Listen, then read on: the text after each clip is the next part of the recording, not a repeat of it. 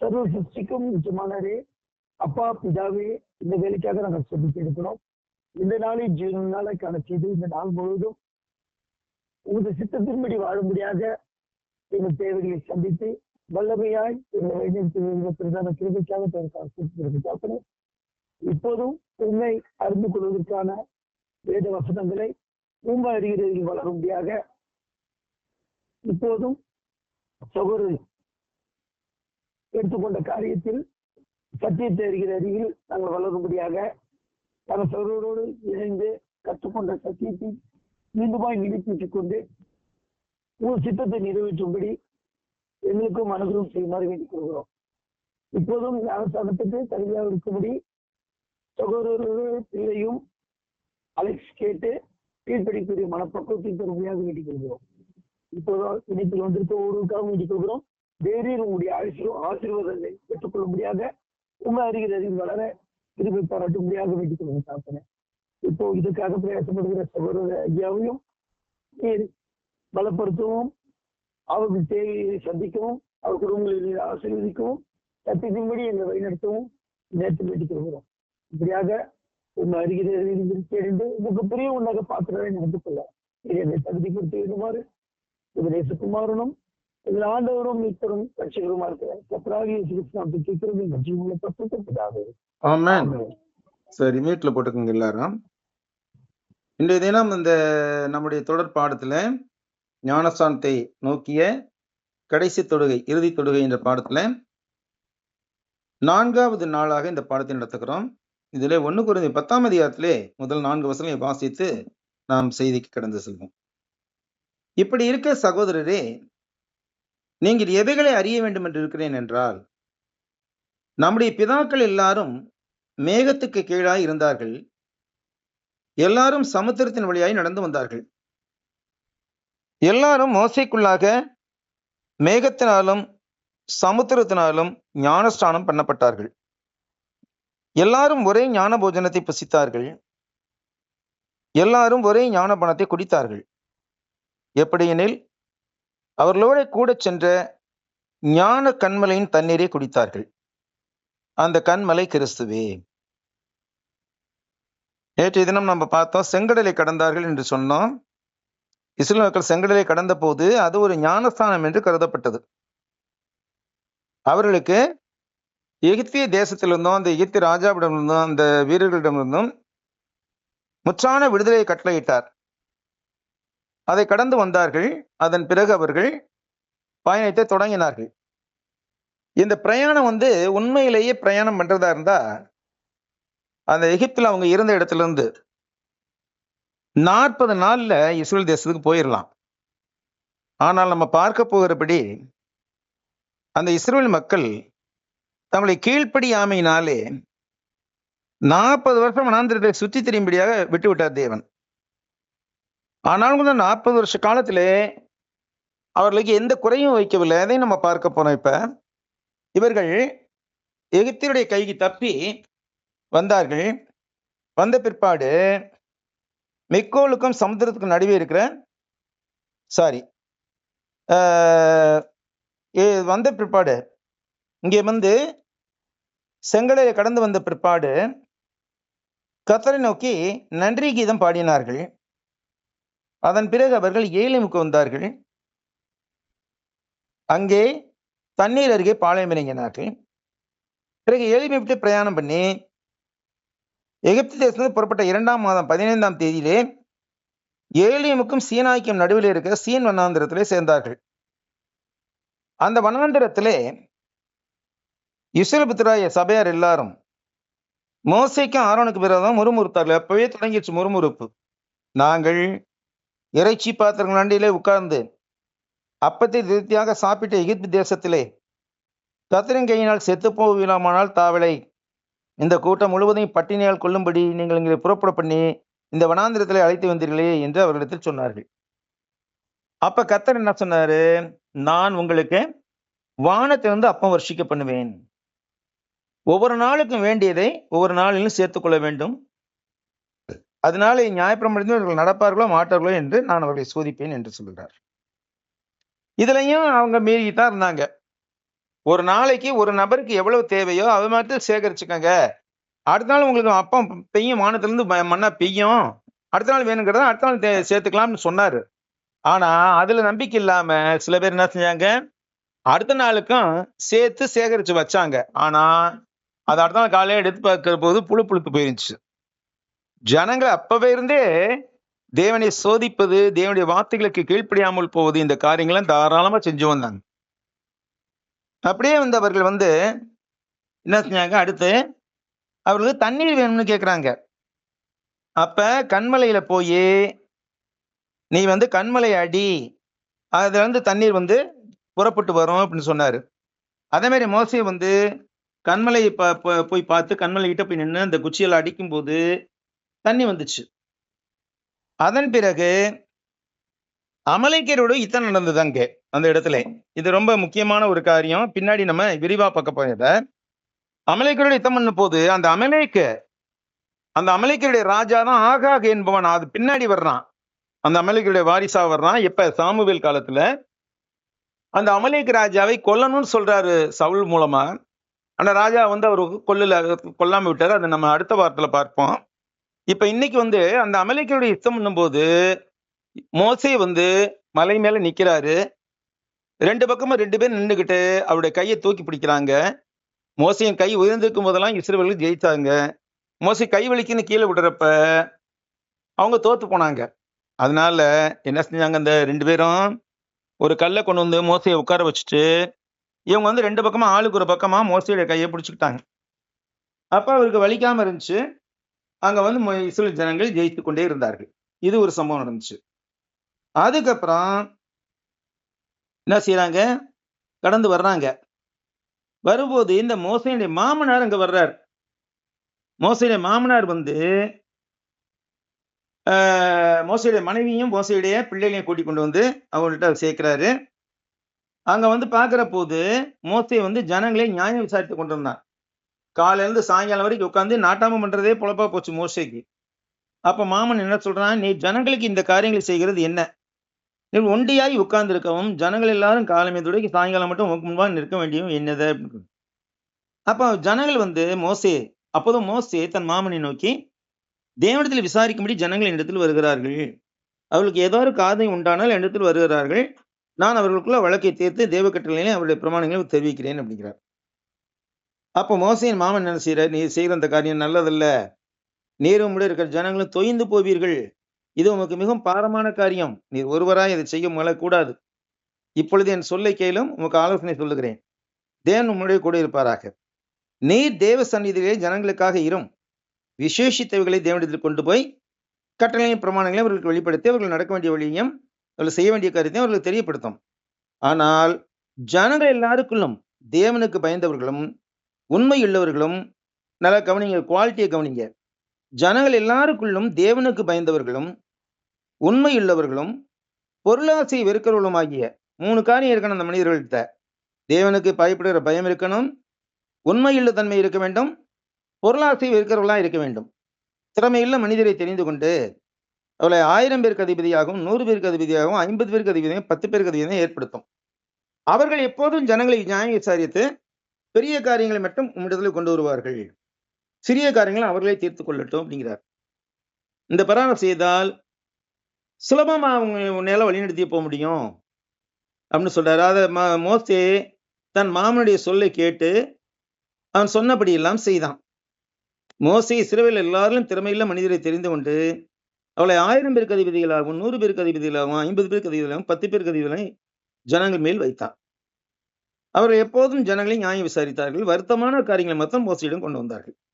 அதற்கு பிறகு இஸ்ரவேல் புத்திரர் எகிப்து தேசத்திலிருந்து புறப்பட்ட 3ஆம் மாதம் 1ஆம் நாளிலே சீனாய் வனாந்திரத்தில் சேர்ந்தார்கள்.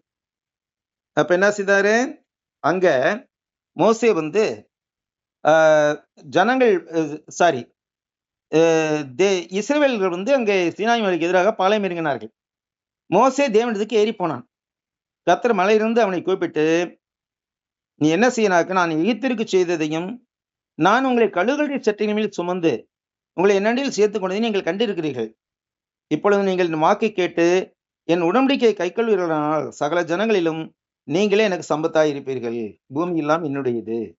நீங்கள் எனக்கு ஆசாரிய ராஜ்யமும் பரிசுத்த ஜாதியுமாய் இருப்பீர்கள் என்று சொன்னார்.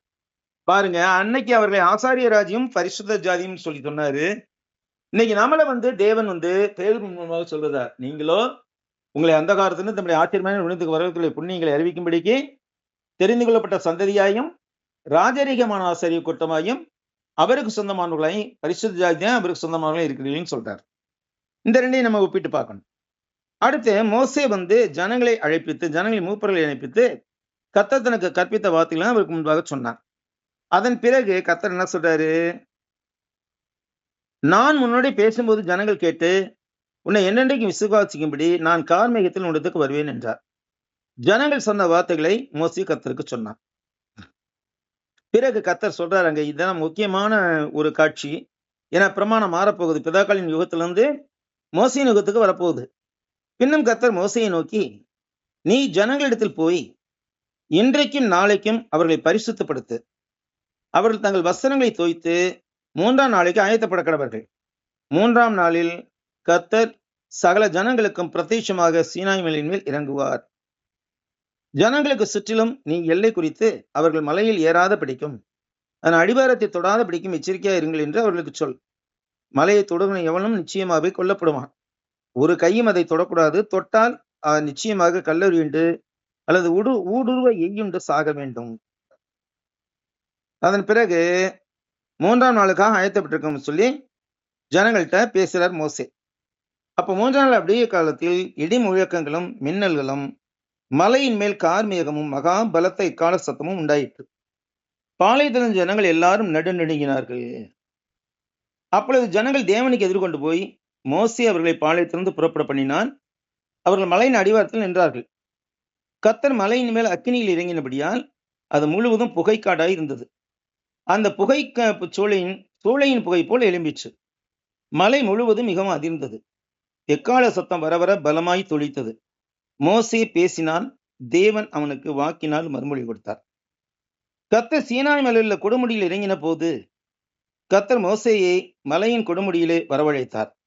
மோசே ஏறி போனான்.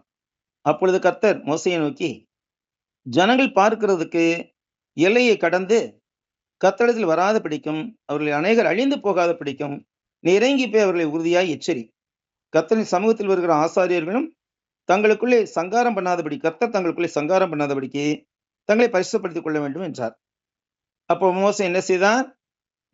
கர்த்தரை நோக்கி, மலையை சுற்றிலும் எல்லை குறித்து அதை பரிசுத்தப்படுத்துங்கள் என்று தேவரீர் எங்களுக்கு உறுதியாய் எச்சரித்திருக்கிறீர். ஆகையால் ஜனங்கள் சீனாய் மலையில் ஏறி வரமாட்டார்கள் என்றான். கர்த்தர் மோசையை நோக்கி, நீ இறங்கி போ, பின்பு நீயும் ஆரோனும் கூடி வாருங்கள். ஆசாரியர்களும் ஜனங்களும் கர்த்தர் தங்களுக்குள்ளே சங்காரம் பண்ணாதபடிக்கு எல்லையை கடந்து கர்த்தரிடத்தில் வராது இருக்க கடவர்கள் என்றார். அப்படியே மோசே இறங்கி ஜனங்களிடத்தில் போய் அவர்களை சொன்னான். பிறகுதான் இங்க பிரமாணத்தை கொடுக்கிறார். யாத்ராகமம் 20ஆம் அதிகாரத்தில் இருக்கிறது. தேவன் பேசி சொல்லிய சகல வார்த்தைகளும் ஆவன என்று சொல்லி இங்கே பிரமாணங்களை கட்டளைகளாக கொடுக்கிறார். 613 கட்டளைகளை கொடுக்கிறார். அதுல முதல்ல ஒரு 10 கட்டளைகளை கொடுக்கிறார். அந்த 10 கட்டளை விரிவாக்கமாக அடுத்து வருகின்ற கட்டளை எல்லாம் இருக்கின்றன. இந்த மொத்தம்ல 613 கட்டளைகளை கவனித்து பார்த்து அதன்படி செய்ய வேண்டும் என்று இஸ்ரவேலுக்கு நியமிக்கப்பட்ட ஒரு பிரமாணம். அப்ப அதுல முதல் 10 கட்டளைகள் என்ன என்று பார்க்கின்ற போது, என்னையன்றி உனக்கு வேறே தேவர்கள் உண்டாயிருக்க வேண்டாம், அது முதல் கட்டளை. 2வது கட்டளை மேலே வானத்திலும் கீழே பூமியிலுக்கு தண்ணீரிலும் உண்டாயிருக்கிறவர்களை ஒப்பான ஒரு சொரூபத்தை ஆகிலும் யாதொரு விக்கிரகத்தை ஆகிலும் நீ உனக்கு உண்டாக்க வேண்டாம். நீவிலே நமஸ்கரிக்கும் சேவிக்க வேண்டாம். உன் தேவனாகிய கர்த்தராய் இருக்கிற நான் எரிச்சலுள்ள தேவனாய் இருந்து என்னை பயக்கிறவர்களை குறித்து பிதாக்களுடைய அக்கிரமத்தை பிள்ளையிடத்தில் 3ஆம் 4ஆம் தலைமுறை வரைக்கும் விசாரிக்கிறவா இருக்கிறேன். என்னிடத்தில் அன்பு கூர்ந்து என் கற்பனையை கைக்கொள்வர்களுக்கோ 1000 தலைமுறை மட்டும் இறக்க செய்கிறாரா இருக்கிறேன். இது 2வது கட்டளை. 3வது கட்டளை உன் தேவனாகிய கர்த்தருடைய நாமத்தை வீணிலே வழங்காதிருப்பாயாக. கர்த்தருடைய நாமத்தை வீணிலே வழங்குகிறவனை தண்டியாமல் விடார். 4வது கட்டளை ஓய்வு நாளை பரிசுத்தமாய் ஆசரிக்க நினைப்பாயாக. 6 நாள் நீ வேலை செய்து உன் கிரியில் நடப்பிப்பாயாக. 7ஆம் நாளோ உன் தேவனாகிய கர்த்தருடைய ஓய்வு நாள். அதில் நீயாகிலும் உன் குமாரனானாலும் உன் குமாரத்தியானாலும் உன் வேலைக்காரனானாலும் உன் வேலைக்காரியானாலும் உன் மிருக ஜீவனானாலும் உன் வாசலில் இருக்கிற அந்நியனானாலும் யாதொரு வேலையும் செய்ய வேண்டாம். கர்த்தர் 6 நாளுக்குள்ளே வானத்தையும் பூமியும் சமுத்திரத்தையும் எல்லாவற்றையும் உண்டாக்கி 7ஆம் நாளில் ஓய்ந்திருந்தார். ஆகையால் கர்த்தர் ஓய்வு நாளை ஆசீர்வதித்து இதை பரிசுத்தமாக்கினார் அப்படின்னு சொல்றார். அப்ப இந்த 4 கட்டளை இருக்குல்ல, முதல் 4 கட்டளைகள் இது மனிதனுக்கும் தேவனுக்கும் இடையில உறவை பலப்படுத்துவதற்கான 4 கட்டளைகள். இந்த 4 கட்டளையில தேவன் ஜனங்கள் தன்னோடு உறவு கொள்ளும்படியாக கடைபிடிக்கணும்னு சொல்றார். அதே மாதிரி அடுத்து வரக்கூடிய 6 கட்டளைகள் மனிதனுக்கு மனிதன் உள்ள உறவை பலப்படுத்திக் கொள்வதற்காக கொடுத்த கட்டளைகள். அந்த 4 கட்டளையில முதலாம் கட்டளை என்னன்னு பார்க்கும்போது அதுதான் 5வது கட்டளை. உன் தேவனாகிய கர்த்தர் உனக்கு கொடுக்கிற உன் தேசத்திலே உன் நாட்டில் நீடித்திருப்பதற்கு உன் தகப்பனையும் தாயையும் கனம் பண்ணுவாயாக. அது 5வது கட்டளை. வாக்குத்தத்தம் முதலாம் கட்டளை. அப்புறம் 6வது கட்டளை கொலை செய்யாதிருப்பாயாக. 7வது கட்டளை விபசாரம் செய்யாதிருப்பாயாக. 8வது கட்டளை களவு செய்யாதிருப்பாயாக. 9வது கட்டளை பிறனுக்கு விரோதமாக பொய் சாட்சி சொல்லாதிருப்பாயாக. 10வது கட்டளை பிறனுடைய வீட்டை இச்சியாதிருப்பாயாக. அதாவது பிறனுடைய மனைவியையும் அவனுடைய வேலைக்காரனையும் வேலைக்காரியும் அவனுடைய எருதையும் அவனுடைய கழுதையும் பெண்ணும் பெண்ணுக்குள்ள யாதொன்றையும் இச்சியாதிருப்பாயாக. இப்படி 10 கட்டளை கொடுத்தார். கத்தோலிக்கர்கள் இந்த 10 கட்டளை வச்சிருக்கிறாங்க. ஆனா என்ன செய்யறாங்கன்னாக்க அந்த 2வது கட்டளை இருக்கு இல்லையா, விக்கிரகனை செய்ய வேண்டாம்னு சொல்லி இருக்கிறது, யார் சொரூபத்தையாகலாம் யார் விக்கிரகத்திலும் உனக்கு உண்டாக்க வேண்டாம் இருக்குது, அந்த கட்டளை மிஸ் பண்ணிட்டாங்க. மிஸ் பண்ணிட்டு இந்த 10வது கட்டளை கொடுத்துருக்காங்களே இச்சியாதிருப்பாயின்ட்டு அதை பிறனுடைய உடமை விரும்பாதிருப்பாயாக, தாரத்தை விரும்பாத 2ஆ பிரிச்சுக்கிட்டாங்க. இவங்களா ஒன்ன குறைச்சிட்டு ஒன்ன கூட்டிக்கிறது. இது தேவனுக்கு ஏற்பில்லாத ஒரு காரியம். ஏன்னா முதல் 4 கட்டளைகள் மிக மிக முக்கியமான கட்டளைகள். தேவனை தவிர வேறு யாரையும் தேவர்களாக உண்டாக்க கூடாது. சொரூப வணக்கமும் விக்கிரகம் செய்யக்கூடாது. கர்த்தருடைய நாமத்தை வீணிலே வழங்கக்கூடாது.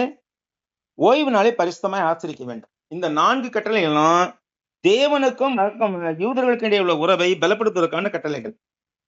ஆனா ஈஸியா என்ன செஞ்சாங்க கத்தோலிக்க மக்கள் ஏன்னா கத்தோலிக்க மக்கள் சொரூப வணக்கம் செய்யறாங்க இல்லையா, சிலைகளை செய்து சொரூப வணக்கம் செய்யறாங்க இல்லையா, அதனால அந்த கட்டளை எடுத்துட்டு கடைசி கட்டளை 2ஆ பிச்சுக்கிறாங்க. இவங்களா பிறனுடைய வீட்டை இச்சியாதிருப்பாயாக, பிறனுடைய தாரத்தை இச்சியாதிருப்பாயாக.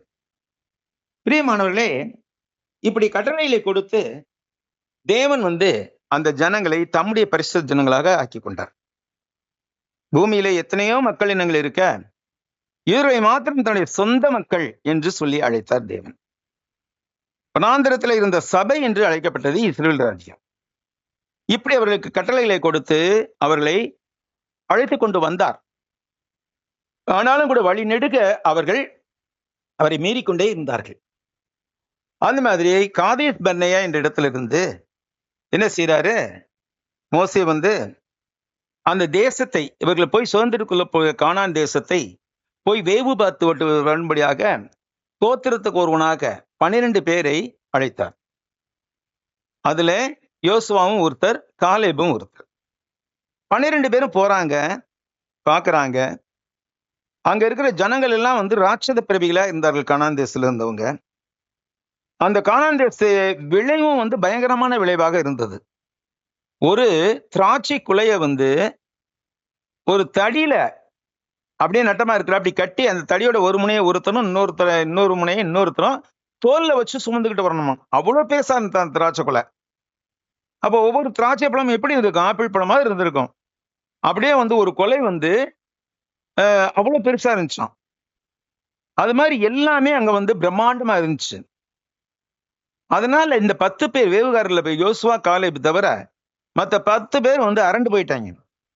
பார்த்துட்டு என்ன சொல்றாங்க, ஐயோ அங்க இருக்கணும் ராட்சத பிறவிகள், அவங்க கண்ணுக்கு நாங்க ஒரு வெட்டுக்கிழமையாவது தெரிஞ்சோம், அவங்க கண்ணுக்கு மட்டும் இல்ல எங்க கண்ணுக்கே நாங்க வெட்டுக்கிழமையாவது தான் தெரிஞ்சோம், அவங்களெல்லாம் போய் நம்மளால ஜெயிக்க முடியாதுப்பா, இது ரொம்ப முடியாத ஒரு காரியம் சொல்லி மக்களுக்குள்ள பீதியை கிளப்பிடுறாங்க.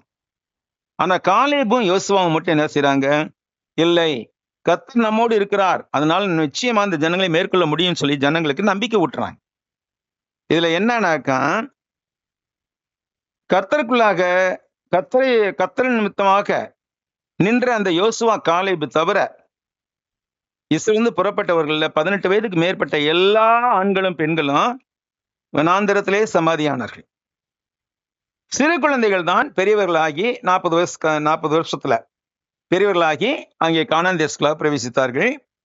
அப்படி போகும்போது யோசுவாவும் காலேபும் இருந்தார்கள். அந்த 2 பேரை தவிர இஸ்ரவேலிருந்து புறப்பட்ட யாருமே எங்க இல்ல. மோசே, ஆரோன் யாருமே கிடையாது. எல்லாமே வனாந்திரத்தை செத்து போயிட்டாங்க.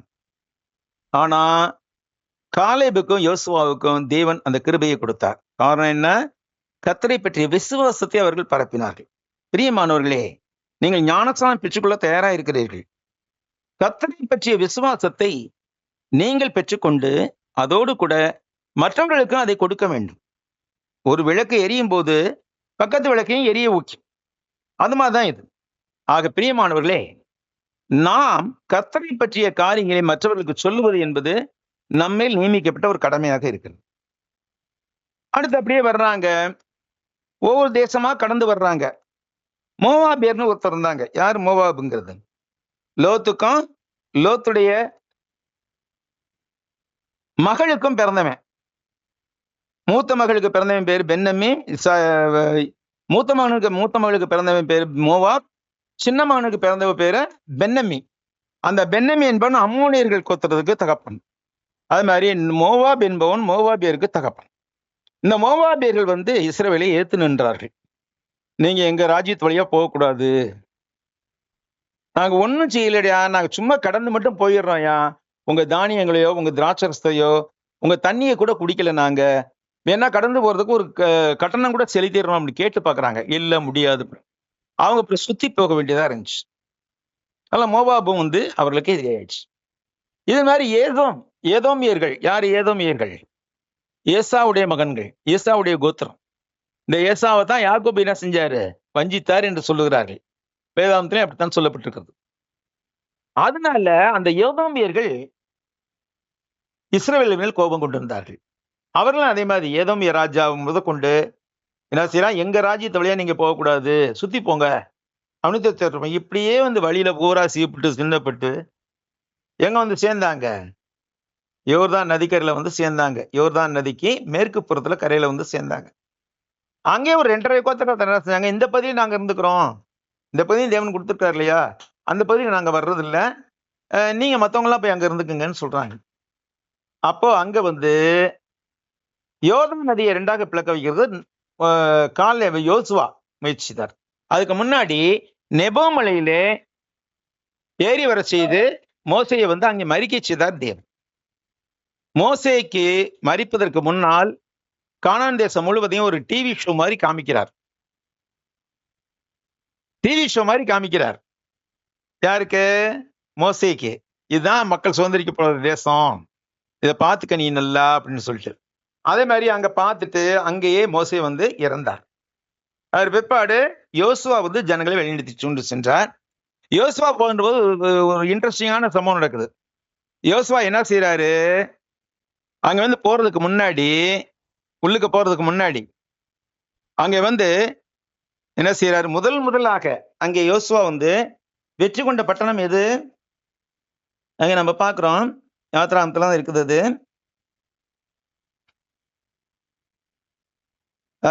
யோசுவா ஆயி பட்டணத்துக்கு ஜனங்களை அனுப்புகிறார். எரிக்கோ பட்டணத்துக்கு 2 வேவுகாரர்களை அனுப்புகிறார், அங்க எப்படி இருக்குன்னு பாக்குறதுக்கு. அப்ப அங்க வேவுகாரர்கள் போயிட்டு ராத்திரி ஆகிற போது ராஜாவுடைய கண்ணுக்கு படக்கூடாது அப்படிங்கிறதுக்காக போய் என்ன செய்யறாங்க? ஒரு வேசியுடைய வீட்டுக்கு போறாங்க. அந்த வேசியுடைய வீட்டுக்கு போகும்போது அவ மறைச்சு வச்சிடறான். அவ பேர் ராகாப். அந்த ராகாப் அந்த ஜனங்கள்கிட்ட ரெண்டு வேவுகாரர்கிட்ட சொல்றாரு, இப்படி உங்களை பற்றிய பயம் எங்கள் நாட்டு அரசருக்கும் எங்கள் நாட்டு மக்களுக்கும் உண்டாயிருக்கிறது. நீங்க வழியில வந்த போதெல்லாம் நீங்க செய்ததெல்லாம் நாங்க கேள்விப்பட்டோம், எங்கள் இருதயம்லாம் கரைஞ்சு போச்சு.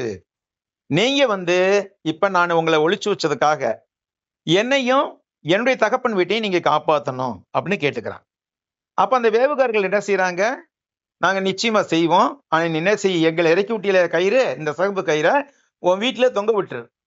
நாங்க படையெடுத்து வரும்போது இந்த நகரம் முழுவதையும் அழிக்கிறதுக்கு முன்னாடி முதல்ல இந்த சகப்பு கயிறு தொங்குற வீட்டுல இருக்கிறவங்கள காப்பாத்தி இங்கிட்டு கொண்டு வரணும்னு நாங்க சொல்லிடுவோம் எங்க வீரர்கள்ட்ட. நீ இந்த சகப்பயிரை தொங்க விடலைனாக்கா நாங்க பொறுப்பு இல்லை, ஆனால் சிகப்பு கயிறை தொங்க விட்டுருந்தா நிச்சயமா எங்க வீரர்கள் வந்து உன்னை காப்பாத்துவாங்கன்னு சொல்லிட்டு வந்துடுறாங்க. அதே மாதிரி இந்த வந்து ராகாப் என்ன செய்யறான்? இந்த சிகப்பு கயிற்றை தொங்க விடுகிறாள். எரிகோ நகரத்தை சுற்றி என்ன செய்யறாங்க? இஸ்ரேல் மக்கள் முதல் 6 நாள் ஒவ்வொரு தடவை சுத்தி வர்றாங்க, மௌனமா சுத்தி வர்றாங்க. இதையெல்லாம் ஜனங்கள்லாம் வேடிக்கை என்னடா இங்க கிறுக்குத்தனமா சுத்தி இருக்காங்கன்னு வேடிக்கை பார்க்கறாங்க. 7ஆம் நாள் என்ன செய்யறாங்க? 7 தடவை சுத்தி வர்றாங்க. அதே மாதிரி சுத்தி வந்துட்டு அந்த எரிகோ நகரத்தை சுற்றி இருக்க மதில் சுவரை பக்கத்துல போய் நின்னுகிட்டு எல்லாரும் ஒரே சேர்ந்து ஓன்னு கத்துறாங்க. அவங்க சத்தம் பொறுக்காம அந்த சுவர் இடிஞ்சு விழுந்துருச்சு. இது வந்து அக்கஸ்டிக் எஃபெக்ட்ங்கிறது சயின்ஸ்ல. இவங்க எல்லாரும் சேர்ந்து சத்தம் போட்டதுல அந்த அதிர்ச்சியில சுவர் இடிஞ்சு விழுந்துருச்சு. அப்ப அங்க வந்து இந்த சிகப்பு கயிறு எங்க தொங்குதுன்னு பார்த்தாங்க. அந்த வீட்டுல போய் முதல்ல என்ன செஞ்சாங்க? வீரர்கள் போய் அங்க இருக்கிற ராகாபையும் எல்லாத்தையும் காப்பாத்தி கொண்டு வந்துட்டாங்க. இந்த ராகாபும் இஸ்ரவேல்ல ஒருத்தி ஆனா. அது மாத்திரம் இல்ல, இந்த ராகாப் வந்து பின்னாடி நம்ம பார்க்கும்போது மத்தேயு சுவிசேஷத்துல கர்த்தராகிய இயேசு கிறிஸ்துவினுடைய முன்னோர்களுடைய பரம்பரை அட்டவணையில இந்த ராகாப் என்ற வேசியின் பெயரும் இருக்கிறது. அதே சமயத்துல பின்னாடி வரும் ரூத் என்ற ஒரு மோவாப் பெண்ணுடைய பேரும் வரும். இங்க வந்து பார்க்கும்போது சல்மோன் போவாசை ராகாமிடத்தில் பெற்றான் என்று சொல்லி மத்தேயு 1:5 சொல்லப்படுது. அப்படி வந்து ராகாப் வந்து என்ன செய்தான்? சல்மோன் என்ற யூதனை திருமணம் முடித்துக் கொண்டாள். இந்த சல்மோன் வந்து சல்மோன் மூலமாக ராகாபுக்கு போவாஸ் என்பவள் பிறந்தாள். போவாஸ் என்பவன் பிறந்தான்.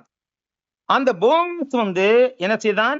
புரஜாதி பெண்ணான ரூத்தை பெற்று கல்யாணம் முடித்தான். அந்த ரூத் மூலமாக ஓபேது பிறந்தான். அந்த ஓபேது வந்து ஈசாயை பெற்றான். ஈசாயி தாவீது ராஜாவை பெற்றான். பாருங்க, மேசியாவுடைய பரம்பரையில 2 புரஜாதி பெண்கள் இருக்கிறாங்க. அதுல ஒருத்தி வந்து வேசி, ராகாப் என்பவள் வேசி. காரணம் என்ன?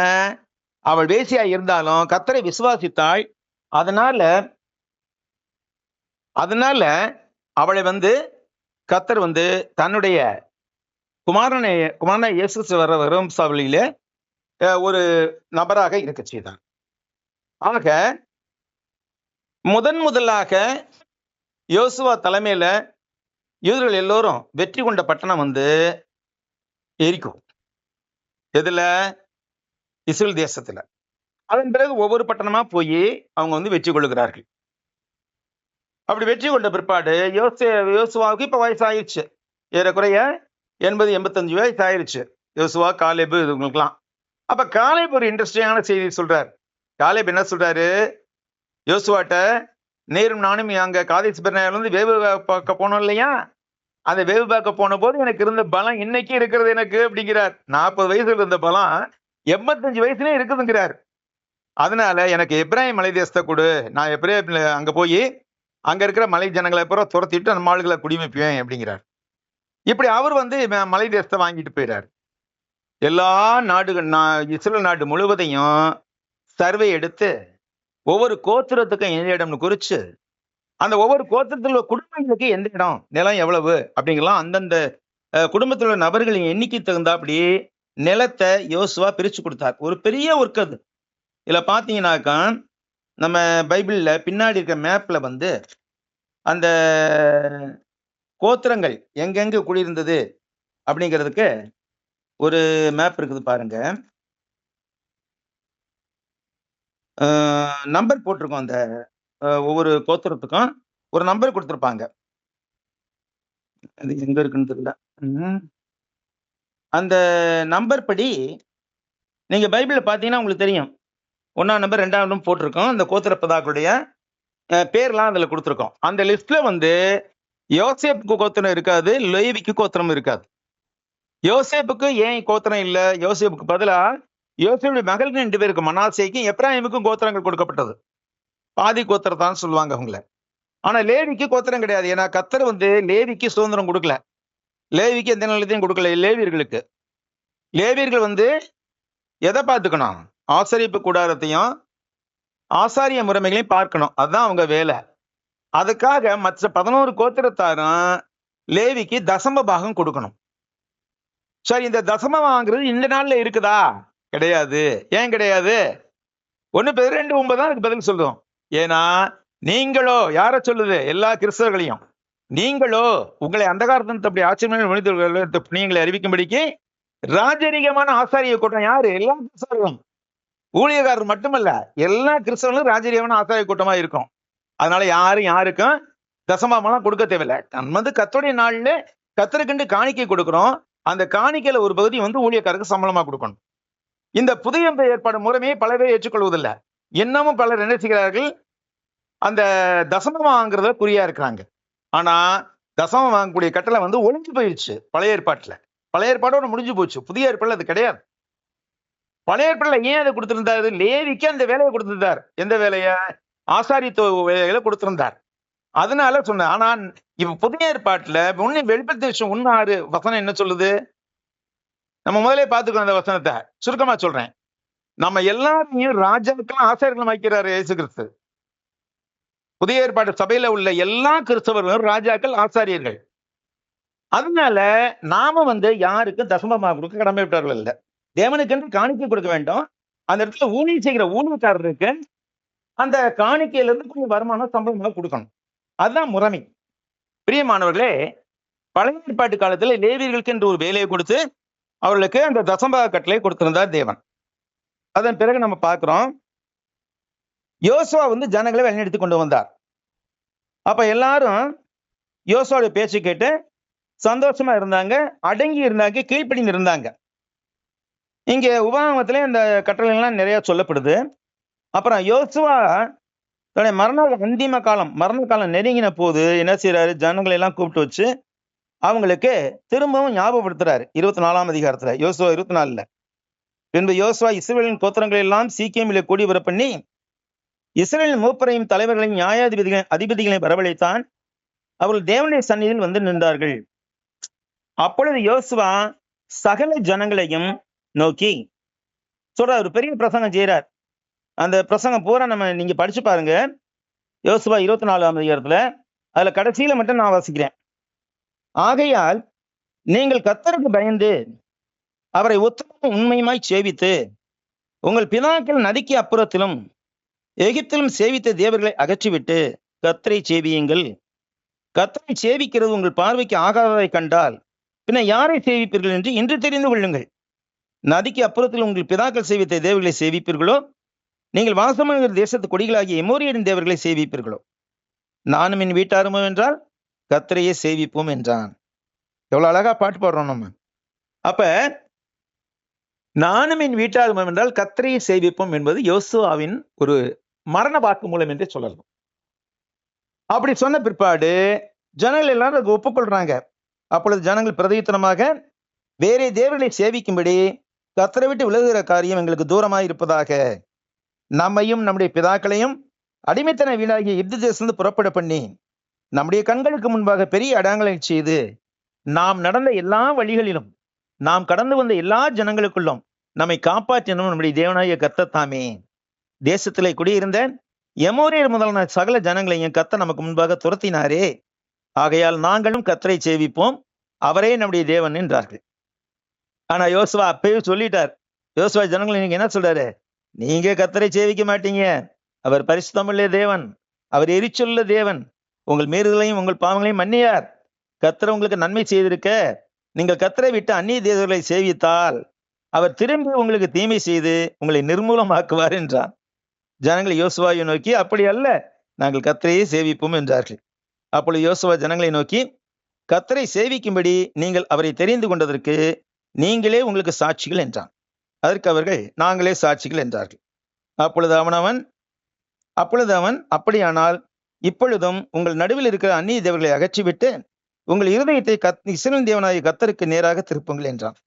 அப்பொழுது ஜனங்கள் யோசுவாவை நோக்கி, நம்முடைய தேவனாகிய கர்த்தரை சேவித்து அவர் சத்தத்துக்கு கீழ்ப்படிவோம் என்றார்கள். அந்தபடி யோசுவா அந்நாளில் சீக்கேமிலே ஜனங்களோட உடன்படிக்கை பண்ணி அவர்களுக்கு அதை பிரமாணமும் நியமமாக ஏற்படுத்தினான். இந்த வார்த்தையில யோசுவா தேவனுடைய நியாயப்பிரமாண புஸ்தகத்தில் எழுதி ஒரு பெரிய கல்லை எடுத்து அதை அங்கே கர்த்தருடைய பரிசுத்த ஸ்தலத்தில் அருகே கர்வாலி மரத்தின் கீழ் நாட்டி எல்லா ஜனங்களையும் நோக்கி, இதோ இந்த கல் நமக்குள்ளே சாட்சியாய் இருக்க கடவுது. கர்த்தர் நம்மோடே சொன்ன எல்லா வார்த்தைகளையும் இது கேட்டது. நீங்கள் உங்களை தேவன் விரோதமாக பொய் சாட்சி சொல்லாதபடிக்கு இது உங்களுக்கு சாட்சியா இருக்க கடவுது என்று சொல்லி யோசுவா ஜனங்களை அவர் நகரத்துக்கு அனுப்பிவிட்டான். இந்த காரியங்கள் நடந்த பின்பு நூனின் குமாரனாய் யோசுவா என்னும் கர்த்தருடைய ஊழியக்காரன் 110 வயதுள்ளவனாய் மரணமடைந்தான். அவனை எப்ராயிம் மலைதேசத்தில் காயாஸ் மலைக்கு வடக்கே இருக்கிற திம்னாத் சேரா, திம்னாத் என்ற இடம் வந்து ஞாபகம் வருதா? சாம்சன் வரலாறு வரும்போது நம்ம சொல்லுவோம் அதை.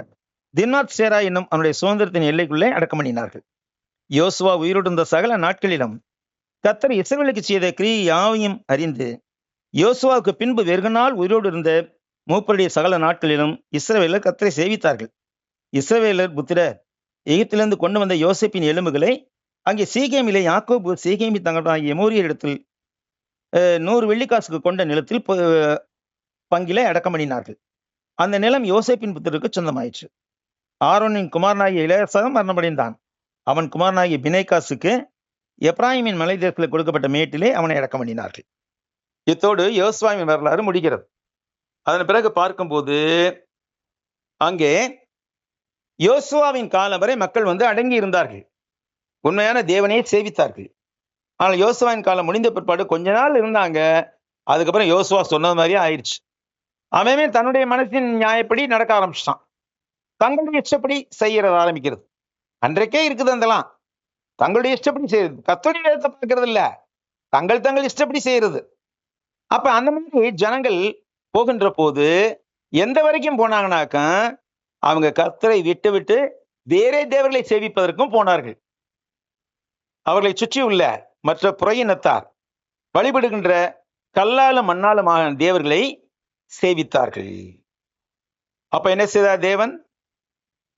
அந்த புறஜாதி ஜனங்களை, அவருடைய ராஜாக்களை இஸ்ரவேல் ஜனங்களுக்கு எதிராக எழுப்பிவிட்டு அவர்கள் வந்து இவர்களை அடிமைப்படுத்தி கொண்டு போவார்கள். அங்க போய் கதறிக்கிட்டு இருப்பாங்க, ஆண்டவரே இனிமே நான் செய்ய மாட்டோம் இந்த மாதிரிலாம் அப்படின்னு சொல்லிட்டு இருப்பாங்க. அப்போ என்ன செய்தார்? ஜனங்களை மீட்பதற்காக அவ்வப்பொழுது இரட்சகர்களை எழும்பு பண்ணி கொண்டிருந்தார். இப்படி முதலாவது எழுப்பினவர் தான் ஒத்னியேல். அதன் பிறகு ஏகூத், கிதியோன், சிம்சோன், இது மாதிரி 13 நியாயாதிபதிகள் வந்தார்கள். இந்த நியாயாதிபதியின் காலத்துல நடந்தது என்னன்னாக்க, ஒரே காரியம் தான் திரும்ப திரும்ப நடக்கும். இஸ்ரவேல் ஜனங்கள் கர்த்தரை மறந்து வேற தேவர்களை சேவிப்பார்கள். அந்த தேவர்களை சொந்தமாக கொண்டாடி கொண்டிருந்த ஜாதியை சேர்ந்த மக்கள் வந்து இஸ்ரவேல் மக்களை அடிமைப்படுத்தி கொண்டு போவார்கள். அந்த அடிமைத்தனத்தில் இருக்கிறப்ப கதறுவார்கள் ஜனங்கள். அப்போ உடனே ஒரு நியாயாதிபதியை எழுப்புவார் தேவன். அவன் போய் அந்த ஜனங்களை முறியடித்து இஸ்ரவேல் ஜனங்களை மீட்டு கொண்டு வருவான். அப்புறம் கொஞ்ச நாளைக்கு அடங்கி இருப்பாங்க. திருப்பி இன்னொரு புதிய தெய்வத்தை பார்த்து அந்த தெய்வத்தை வணங்குறதுக்கு போயிடுவாங்க. அப்ப அதே கதை திரும்பி நடக்கும். அந்த ராஜாக்கள் வந்து என்ன செய்வாங்க? தங்களுடைய ஜனத்தோடு வந்து இந்த இஸ்ரவேல் ஜனத்தை அடிமைப்படுத்தி கொண்டு போயிடுவாங்க. அப்ப அங்க இருந்துகிட்டு கதறுவான். அப்ப கர்த்தர் இன்னொரு நியாயாதிபதி எழும்ப பண்ணுவார். அந்த நியாயாதிபதி வந்து என்ன செய்வான்? அதே மாதிரி அந்த புறையினத்து தெய்வத்தை, புறையினத்து மக்களை அடக்கிட்டு எதிர்த்து ஒழித்து விட்டு ஜனங்களை மீட்டு கொண்டு வருவான். இப்படியே வந்து சாமுவேல் காலம் வரைக்கும் நியாயாதிபதிகள் 13 பேர் வந்தாங்க. இதுல ஒரு குறிப்பிட்ட நியாயாதிபதி பார்த்து நம்ம இதை கடந்து போவோம். ஏன்னா ரொம்ப நேரம் இல்லை நமக்கு. ஒரே ஒரு குறிப்பிட்ட நியாயாதிபதி மட்டும் நம்ம பார்த்துட்டு கடந்து போவோம். அது யாருனாக்கா உங்களுக்கு தெரிஞ்சிருக்கும், சிம்சோன். சிம்சோன் என்ற நியாயாதிபதி வந்து என்ன செய்யறாரு? இங்கே இஸ்ரவேல் புத்திரர் மறுபடியும் கர்த்தரின் பார்வைக்கு பொல்லாப்பானதை செய்தபடியால், நியாயாதிபதி 13வது அதிகாரம், கர்த்தர் அவர்களை 40 வருஷம் அளவும் பெலிஸ்தர் கையிலே ஒப்பு கொடுத்தார். 40 வருஷங்க, 1 வருஷம் 2 வருஷம் இல்ல, 40 வருஷம் அளவும் பெலிஸ்தர் கையிலே ஒப்பு கொடுத்தார். அப்பொழுது தான் வம்சத்தனாகிய சோரா ஊரானாகிய ஒரு மனுஷன் இருந்தான். அவன் பேர் மனோபா. அவன் மனைவி பிள்ளை பெறாத மலடியாய் இருந்தாள். கர்த்தருடைய தூதனானவர், நல்லா கவனிங்க, கர்த்தருடைய தூதனானவர் அப்படின்னு இந்த இடத்துல வருது. அதனால இங்க வந்தவர் யார் தான்? இயேசு கிறிஸ்து தான் வந்திருக்கிறார். கர்த்தருடைய தூதனானவர் அந்த ஸ்திரீக்கு தரிசனமாக்கி அவளை நோக்கி, இதோ பிள்ளை பெறாத மல்லடியான நீ கர்ப்பம் தரித்து ஒரு குமாரனை பெறுவாய். ஆதலால் நீ திராட்சரசமும் மதுவானும் குடியாத பிடிக்கும், தீட்டானது ஒன்று புசியாத பிடிக்கும் எச்சரிக்கையாயிரு. நீ கர்ப்பம் தரித்து ஒரு குமாரனை பெறுவாய், அவன் தலையின் மேல் சவர்கன் கத்தி படலாகாது. அந்த பிள்ளை பிறந்தது முதல் தேவனுக்கென்று நசரேயனாய் இருப்பான். அவன் இஸ்ரவேலரை பெலிஸ்தரின் கைக்கு நீங்களாக்கி ரட்சித்து தொடங்குவான் என்றார். நசரேயன் என்றால் என்னன்னாக்கா, தலைமுடி கத்தரிக்கப்படாதவன், தலைமுடி சிரைக்கப்படாதவன் என்று அர்த்தம். இந்த பிறந்தது முதலே, அதாவது சில பேர் வந்து இடையில கொஞ்ச நாளைக்கு நசரேய விரதம் இருப்பாங்க. இப்ப வேளாங்கண்ணிக்கு போறேன், திருப்பதிக்கு போறேன், பழனிக்கு போறேன்ட்டு விரதம் இருக்கிறாங்களே, முடி வளர்த்துக்கிட்டு இருப்பாங்க இல்லையா, அங்க போய் மொட்டை எடுக்கிறதுக்காக.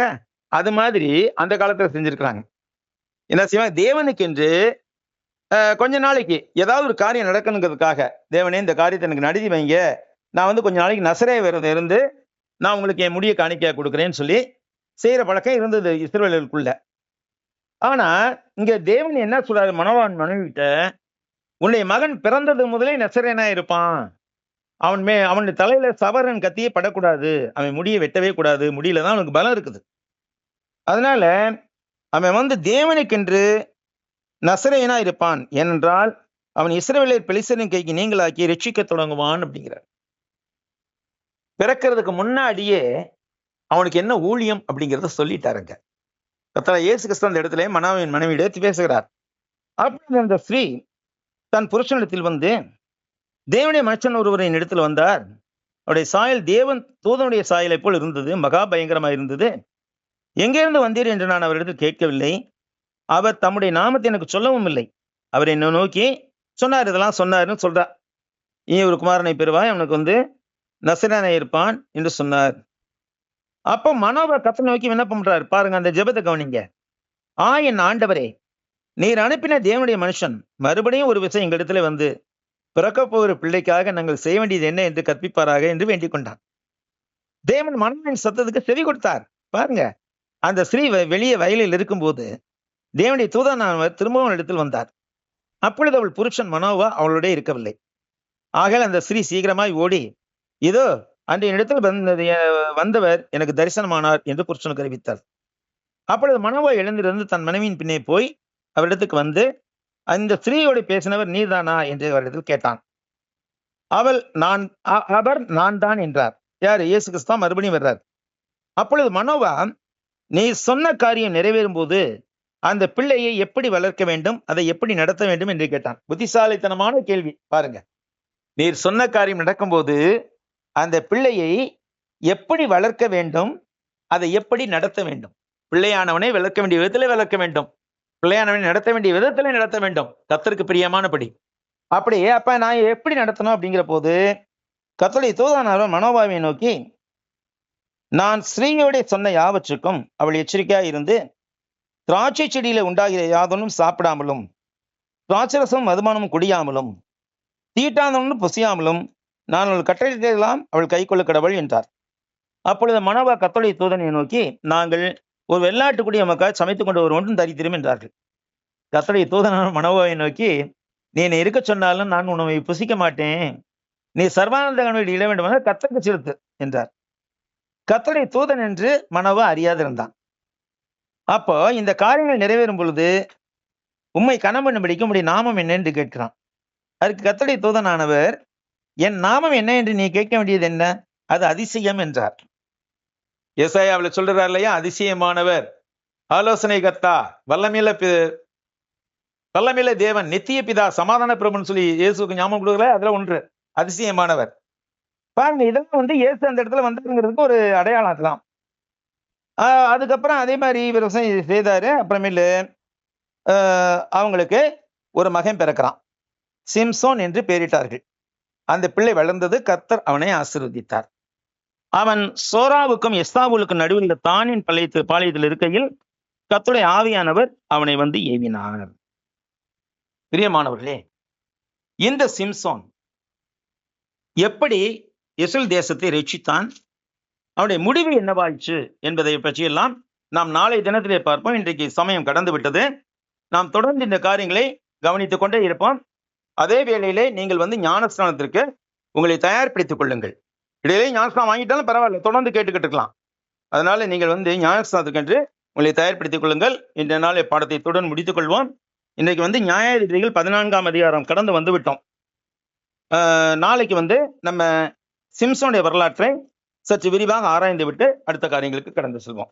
கர்த்தர் தாமே நம்மை ஆசீர்வதிப்பாராக. ஜெபம் செய்வோம். இறைவுக்கும் கிருபையும் உள்ள எங்கள் பரலோகத்தின் நல்ல பிதாவே, இந்த அருமையான நேரத்திற்காக நன்றி செலுத்துகின்றோம். தேவரின் என்னென்ன பண்ணுமாக அடியன் மூலமாக கொண்டு வந்த செய்திக்காக நன்றி செலுத்துகிறோம் தகப்பனே. இதை ஞானஸ்தானத்துக்கு தங்களை தயாரித்துக் கொண்டிருக்கிற பிள்ளைகள் இதன் மூலமாக எழுச்சி அடைவோம். இதோ பிதாவே, அவர்கள் விரைவிலேயே ஞானஸ்தானம் பெற்று நம்முடைய சபையான ராஜ்யத்திலே இணையவும், உமக்கென்று கனி கொடுக்கிற பிள்ளைகளாக தொடர்ந்து ஜீவிக்கவும் நீர் அவர்களுக்கு கிருபையை பாராட்ட வேண்டுமாய் கெஞ்சுகின்றோம். தமிழகத்திலே உள்ள ஒவ்வொரு ஆத்மாவையும் நாங்கள் உம்முடைய பாத்திரம் வைத்து கண்ணீரோடு மன்றாடுகிறோம். இவர்கள் யாவருக்கும் இந்த செய்தி சென்று சேரத்தக்கதாகவும், அவர்கள் மனம் திரும்பி உம்முடைய குமாரனுடைய நாமத்தை அறிக்கையிட்டு உம்முடைய நாமத்திலே ஞானஸ்நானம் பெற்றுக்கொண்டு கிறிஸ்தன் சபையாகிய ராஜ்யத்திலே இறுதியில் நிலைத்திருக்கவும் நீர் உதவி செய்யும். பாதுகாத்துக்கொள்ளும், பலப்படுத்தும், சிறப்படுத்தும். கர்த்தரும் இரட்சகரும் மீட்பரும் கண்மலையும் ஆகிய இயேசு கிறிஸ்துவின் விலையேறப்பெற்ற இன்ப நாமத்திலே இந்த ஜெபத்தை ஏறெடுக்கிறோம் எங்கள் அன்பின் பிதாவே. ஆமென். ஆமென்.